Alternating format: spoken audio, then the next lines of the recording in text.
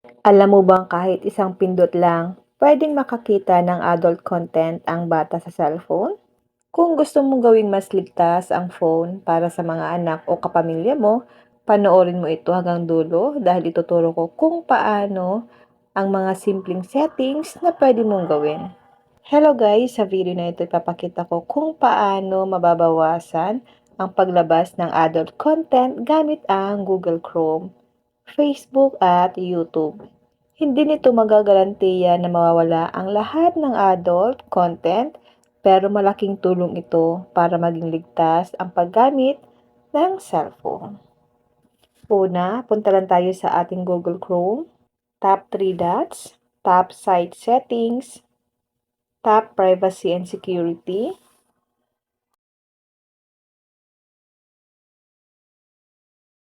scroll down, tap Use Secure DNS.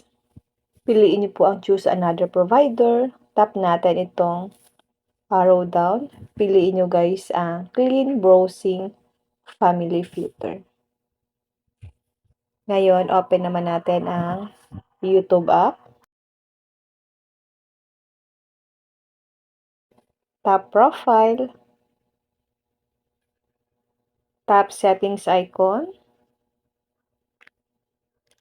Tap General. I-turn on po natin ang Restricted Mode. This helps hide potentially mature videos. No filter is 100% accurate. This setting only applies to this app on this device. Back lang natin guys. Open naman natin ang Facebook. Ayusin po natin ang content preferences sa Facebook. Tap lang natin yung Facebook natin. I-back ko lang guys. Tap Profile.